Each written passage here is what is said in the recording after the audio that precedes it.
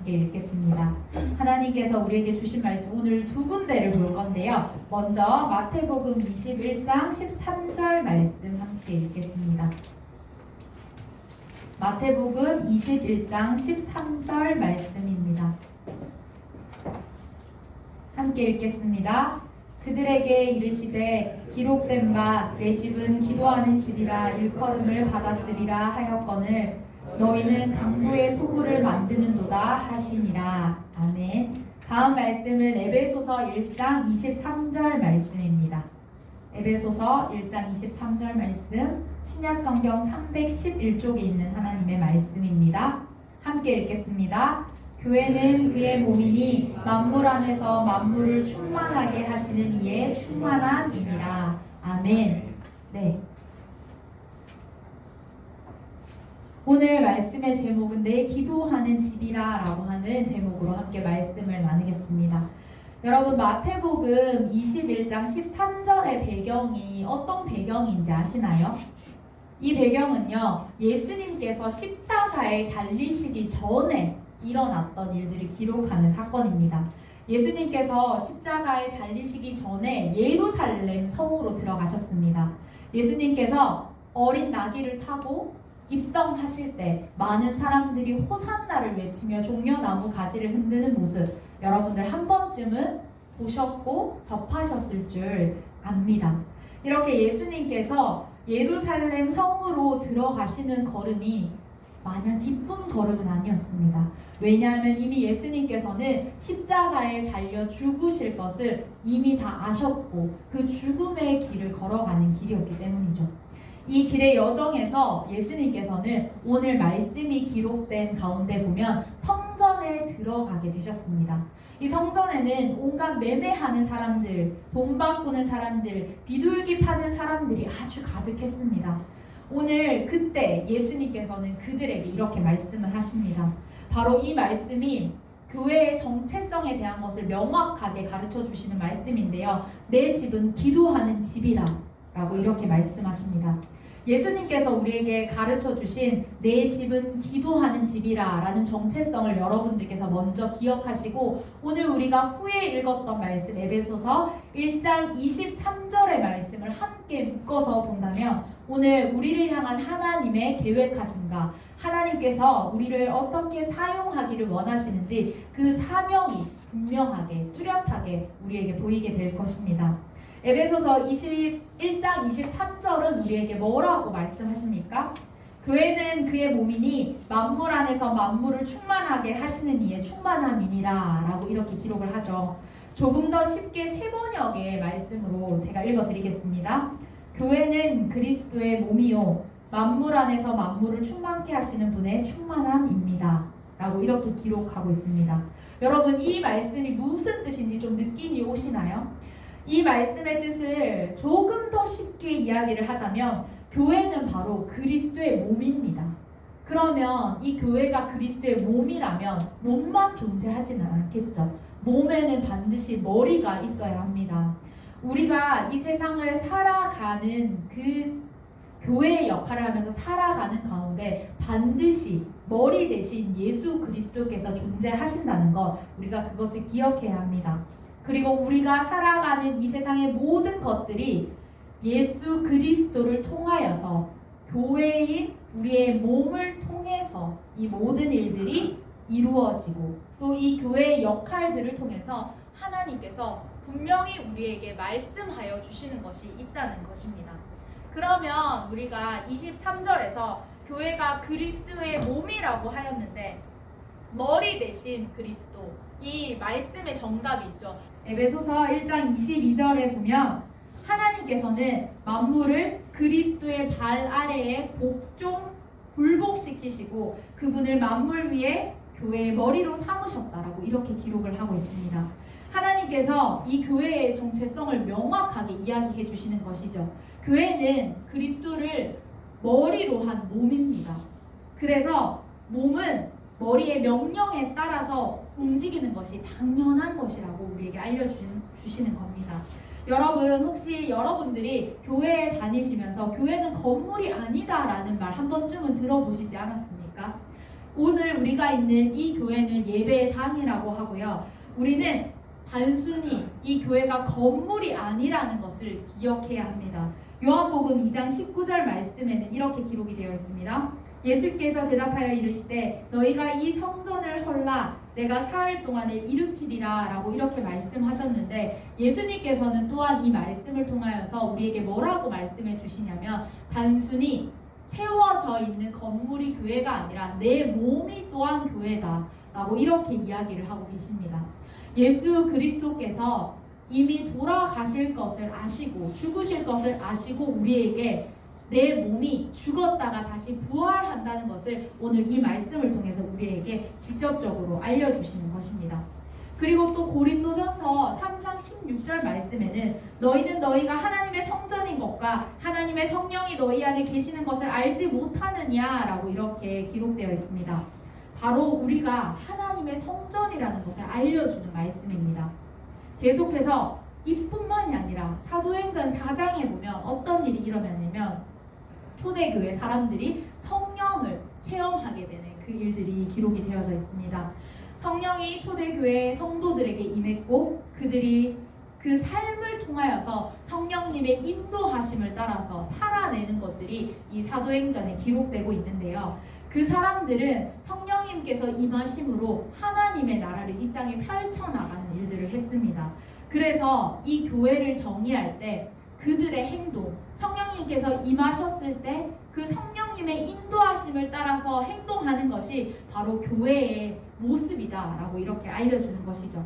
그래서 우리는 앞에 나온 많은 구절들을 통하여서 이 교회를 정의해보면 이렇게 정의할 수 있습니다. 첫 번째는 교회는 건물이 아니다. 두 번째는 교회는 예수 그리스도를 머리로 한 몸이다. 세 번째는 성령의 충만한 자들의 행동을 보여주는 것이 교회이다. 네 번째는 교회는 바로 우리 자신이다 라는 겁니다. 오늘 이렇게 교회의 정의가 내려졌습니다. 그러면 이 교회, 우리는 어떤 역할을 해야 할까요? 오늘 함께 읽었던 에베소서 1장 23절 말씀에는 그대로 교회의 역할이 바로 만물을 충만하게 하는 것이라고 우리에게 알려줍니다. 이 말씀을 조금 더 쉽게 풀이해보면요, 우리가 살아가는 이 세상에 있는 모든 것들이 잘 살아가도록 하는 것이 바로 교회의 역할이라고 할 수 있습니다. 그러면 여러분들, 우리 이 교회를 통해서 이 세상이 잘 살아가게 하기 위해서 우리는 무엇을 해야 하겠습니까? 첫 번째로 먼저 교회로서의 역할을 우리가 회복해야 합니다. 이 세상에 나아가기 전에 우리가 해야 할 것이 바로 회복이라는 것입니다. 회복은 어디서부터 일어나는가라고 했을 때 회복은 바로 우리의 말에서부터 일어나게 됩니다. 왜냐하면 하나님께서 우리에게 다스리는 권세들을 허락하셨고 우리는 말로 선포하면서 만물을 축복할 수 있는 권세를 가지게 됐기 때문입니다. 그래서 우리가 이 말로 선포할 때 이 세상에 주님의 복이 임하게 되고 그들이 축복을 받게 되는 일이 일어나는 것이죠. 이 세상이 창조되고 하나님께서 처음에 그 역할을 허락하신 것이 바로 아담이었습니다. 그래서 아담은요, 각종 모든 식물과 동물의 이름들을 말로 선포하면서 그 이름을 지어주었고 다스리는 역할들을 해냈습니다.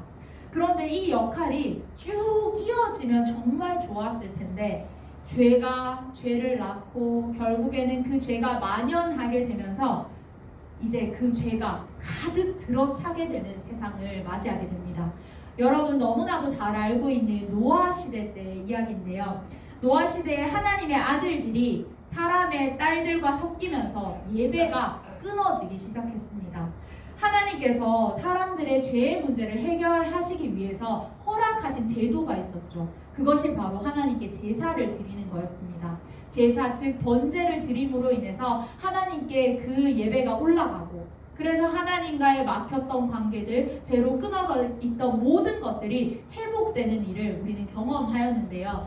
사람의 그 딸들과 어울리게 되면서 그 제사의 모습들이 끊어지면서 점점 더 하나님을 예배하는 모든 것들이 하나님과의 관계가 끊어지는 현상이 바로 노아 시대 때 일어나게 됩니다. 그래서 결국에 이 죄가 가득 들어차고 나니까 하나님의 최후의 수단이 있었죠. 바로 물로 이 세상을 심판하는 것이었습니다. 그래서 결국에는 물 심판으로 인하여서 세상에 있는 모든 것들이 다시 원점으로 돌아가게 되었습니다. 그리고 나서 방주에서 노아가 그 가족들이 내리고 나서 가장 먼저 했던 것이 무엇인지 아십니까? 여러분, 노아는요, 그 가족들은요, 바로 제사를 드렸습니다. 하나님과의 끊어져 있던 모든 관계가 다시 한번 회복되는 것, 그 하나님과의 관계를 회복하는 것이 하나님께 예배드리는 것임을 이 노아는 명확하게 알았기 때문입니다. 그래서 이 노아는요, 더 이상 이 땅에 하나님 앞에 예배드리는 것, 관계가 회복되어지는 것이 끊기면 안 된다는 것을 필연적으로 알았던 겁니다. 노아가 번제를 드리고 나니까 이제 이 땅 가운데 다시 하나님의 권세가 회복되기 시작합니다. 노아를 통하여서 하나님과의 관계가 회복되는 일들, 노아를 통하여서 이 땅이 다스려지는 일들이 일어났고요. 그 이후에는 아브라함의 시대로 넘어가서 이제 아브라함에게 하나님께서는 이런 말씀을 하십니다. 네가 복을 주면 내가 그 땅을 축복하겠고, 네가 저주하면 그 땅이 저주받는 그런 일들을 하나님께서 하신다고 말씀하십니다. 이것이 바로 교회의 본질이자 교회의 역할, 회복인 것이죠. 하나님이 말씀하여 주시는 대로 이 세상을 잘 다스리는 것, 심지어는 하나님께서 우리에게 이런 권세까지 주시는 거예요. 아브라함에게 말씀하신 것처럼 네가 복을 내리면 내가 복을 내리고 네가 저주하면 그 땅이 저주를 받는다까지 하나님께서는 우리에게 그 권세를 허락하셨습니다. 이 일을 바로 감당하는 것, 이것이 바로 교회의 본질입니다. 그러면 우리를 통해서 하나님의 나라가 자연스럽게 회복되어지는 것이죠. 이 땅이 우리를 통하여서, 우리의 그 선포를 통하여서 많은 자들이 하나님께 돌아오는 은혜가, 그리고 이 땅이 저주받은 땅에서 다시 하나님의 복을 누리는 땅으로 변할 수 있게 되는 것입니다. 하나님께서 오늘 우리에게 이런 권세를 주셨습니다. 우리가 이 땅에서 움직이는 교회로 바르게 회복되어서 잘 살아가기만 한다면 우리는 이 땅의 저주를 끊고 하나님의 나라가 이 땅에 임하게 하는 역할을 감당할 수 있게 됩니다. 우리를 통해서 하나님께서 이 일을 하시겠다고 말씀하셨고, 하나님께서 말씀하신 것은 결코 변하지 않고 흔들리지 않고 끊어지지 않기 때문에 반드시 이루어집니다. 구체적으로 우리 예수님께서 하셨던 사역을 통해서 우리가 어떻게 선포해야 하는지, 어떻게 살아가야 하는지를 알기를 원하는데요. 예수님은 이 땅에 오셔서 말로 선포하시며 다스리는 모습을 많이 보여주셨어요. 그래서 성경에 찾아보면 먼저 삭개오에게 예수님 뭐라고 말씀하십니까? 삭개오야, 이리 내려오너라 라고 말씀하십니다. 이미 삭개오의 모든 형편을 아시고 그 모든 것들을 아셨기 때문에 오늘 이 삭개오야 이리 내려오너라 라고 말씀하시면서 사람을 회복하게 하시는 일을 우리에게 보여주십니다. 그리고 나서 예수님께서는 파도를 잠잠케 하는, 파도야 잠잠하여라 말씀하실 때 그 파도가 다스려지는 모습도 우리에게 보여주셨고, 물이 변하여 포도주가 되는 것들을 우리에게 보여주시고, 또 귀신의 이름을 부르면서 귀신이 떠나가라 했을 때 그 귀신은 힘을 잃고 떠나가게 되는 그런 모습도 우리에게 보여주셨습니다. 이처럼 예수님께서 선포하셨더니 불가능한 일들이 가능케 되어졌고, 귀신이 벌벌 떨면서 나갔고, 땅에 권세 잡은 모든 것들이 예수님의 그 발 앞에 복종하게 되는 것을 우리는 말씀을 통해서 볼 수 있습니다. 예수님께서 만물을 충만하게 하시는 것을 선포할 때 오늘 이 땅에는 하나님의 그 일들이 넘쳐나게 됩니다. 그래서 예수님께서는 직접 이 이야기를 하시고 이런 일들을 행하심으로 인하여서 실제로 그 땅에 있던 많은 사람들이 하나님의 나라를 경험하였다고 성경은 기록하고 있습니다. 오늘 이 모든 권세와 모든 능력을 우리의 움직이는 교회 여러분들에게 허락하셨습니다. 그래서 우리가 회복되기만 하면 우리 입에서 나오는 모든 권세로 이 땅이 잘 살아갈 수 있도록, 다시 회복될 수 있도록 하나님께서는 허락하셨다는 것이죠. 이 땅에 우리의 말을 통해서 결박되어진 것들이, 저주받았던 것들이 풀려지는 은혜가 있기를 소망합니다. 우리가 같이 힘을 잃고 이 땅에 묶임받고 저주의 상태로 돌아가는 것이 아니라, 죄에 앉아서 날마다 그 늪에 빠져 사는 것이 아니라, 이제는 우리가 이 권세 잡은 자들로서 그 예수의 능력을 선포하면서 다시 한번 이곳의 모든 저주의 끈들을 풀어내시는 역할을 여러분들께서 감당하시기를 소망합니다. 그런데 여러분, 우리가 예수님께서 이 땅에 오셔서 하셨다고 해서 삭개오에게 한 것처럼 어떤 사람에게 가서 야 누구야 이리 내려오너라 이렇게 말씀을 그대로 할 수는 없지 않겠습니까?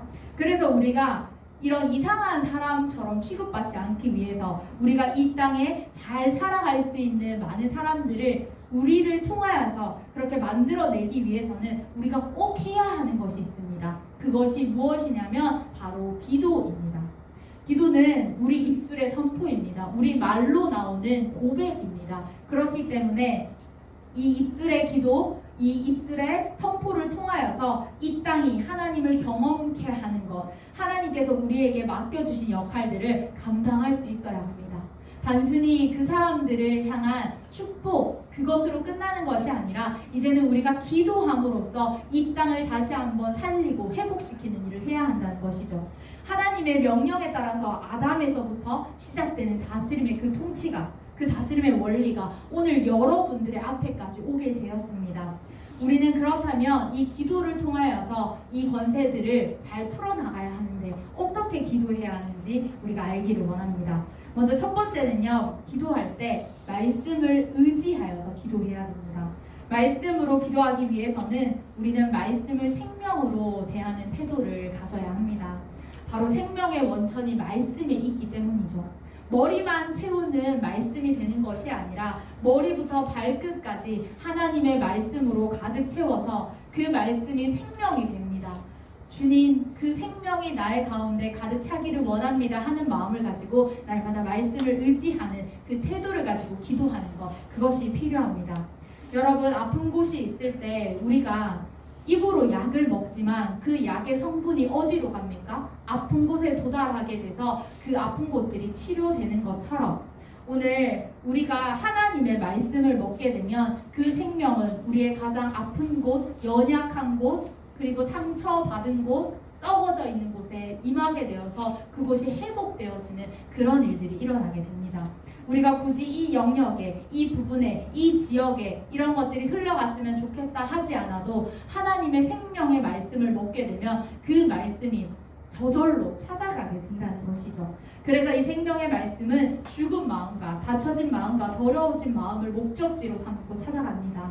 죽은 마음의 맥박이 다시 뛰어나게 하고 닫힌 마음이 열리고 소생시켜지는 것, 더러워진 것이 깨끗하게 되는 것, 그것이 바로 말씀을 의지하여 기도할 때 일어나는 현상입니다. 생명의 말씀은 능력이 있습니다. 이 말씀은 곧 그리스도시고 그리스도는 생명이기 때문입니다. 오늘 이것이 여러분들 가운데 흘러가는 은혜가 있기를 소망합니다.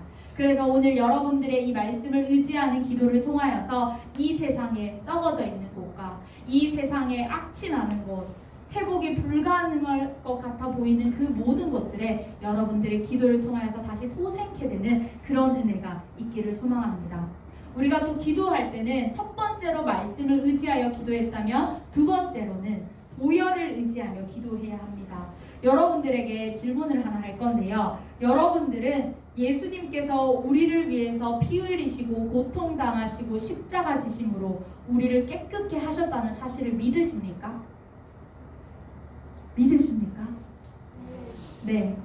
이 사실을 믿는다면 이제 우리는 그 예수님의 보혈을 의지하여서 기도해야 합니다. 사람은 태어나면서부터 그 삶이 이미 죽음으로 가게 됩니다. 그러나 우리는 생명의 통로가 있습니다. 그것이 바로 예수님의 보혈의 피입니다. 이것은 허구가 아니라 우리에게 실제로 다가와야 하는데요. 예수님이 우리를 위해서 피 흘려 죽으셨고 지금도 믿음으로 반응하는 우리 가운데 흐르고 있는 역사라는 사실을 여러분들께서 취하시기를 소망합니다. 이 사실을 믿고 기도하는 것이 바로 보혈을 의지하면서 기도하는 첫 스텝인데요. 우리는 이 보혈을 의지하며 기도할 때 예수님께서 나를 위해 십자가에서 죽으셨고 그 예수 그리스도의 보혈의 피가 능력이 있다는 사실을 믿으며 머리부터 발끝까지 주님께서 그 보혈의 피로 덮어주시기를 간구하며 기도해야 합니다. 이렇게 기도하면요, 어떤 일이 일어나는가? 우리에게 영적인 그 성들이 견고하게 쌓여져 가는 것을 경험하게 될 것입니다. 구약 성경에는 느헤미야라고 하는 선지자가 나오는데요. 느헤미야가 무너진 예루살렘 성을 쌓고 또 쌓을 때마다 방해했던 인물들이 있습니다. 바로 산발락과 도비아라고 하는 인물인데요. 성벽을 쌓으려고 하면 그새 허물고 또 허물면 얼마나 짜증이 나겠습니까? 그래서 이 성경은요, 그 산발락과 도비아를 포도원의 작은 여우라고 이렇게 표현을 합니다. 표현은 정말 귀여운 것 같은데 이 여우가 날마다 갉아먹는다고 생각하면 얼마나 마음이 아프겠습니까? 그래서 우리 또한 이 산발락과 도비아 같은 영적인 것들을 갉아먹는, 우리가 쌓아져 있는 그 성벽을 무너뜨리고 갉아먹는 포도원에 있는 작은 여우를 몰아내야 합니다. 보혈을 의지하며 기도할 때 오늘 우리가 영적인 성들이 탄탄하게 쌓여져 간다면 이제 더 이상 그 포도원의 작은 여우와 같은 것들이 우리를 공격하지 못하고 갉아먹지 못하게 될 것입니다. 그래서 이제 우리는 더욱더 보혈로서 우리를 덮어주십시오. 보혈에 의지하여 기도할 때 더 이상 이 벽들이 무너지는 것이 아니라 더 견고해지고 견고해져서 이제는 그냥 성벽이 아니라 우리의 마음의 모든 것들에 이 영적인 성벽이 굳건히 쌓이게 됩니다. 이 성벽이 굳건히 쌓이게 되면 그 어떤 악한 것도 우리를 방해할 수 없고 우리를 공격할 수 없습니다. 그리고 주님께서 우리에게 주시는 것, 예수 그리스도가 우리의 머리 되시기 때문에 그 머리로부터 몸에게 흘러나오는 모든 것들을 그 어떤 악한 것도 빼앗을 수 없는 그런 일들이 우리에게 일어나게 됩니다. 그리고 예수 그리스도의 보혈이 나의 영원한 기쁨, 나의 생명으로 자리 잡게 되면 이제 우리의 성벽에서부터 어떤 것들이 흘러나가냐면 바로 예수 그리스도의 보혈이, 생명이, 능력이 흘러나가서 이 땅에 가득하게 덮이게 되는 일들을 우리는 경험할 수 있습니다. 오늘 예수 그리스도의 그 보혈에 의지하여서 우리의 영적인 성벽이 견고하게 쌓이면 이제 우리는 무엇을 해야 하겠습니까? 내 안에서부터 주님의 것들이 흘러나와서 이 땅을 가득 덮도록 우리가 나가야 하지 않겠습니까? 그냥 주저앉아 있는 것이 아니라 이제 우리가 담대하게 이 세상으로 나아가기를 소망합니다. 이 성전에서 흘러나온 생명수가 오늘 이 땅 가운데, 나의 이웃 가운데, 내 옆에 있는 사람 가운데, 가족들 가운데, 이 안동 땅 가운데, 그리고 이 세상 가운데 흘러나가야 하지 않겠습니까?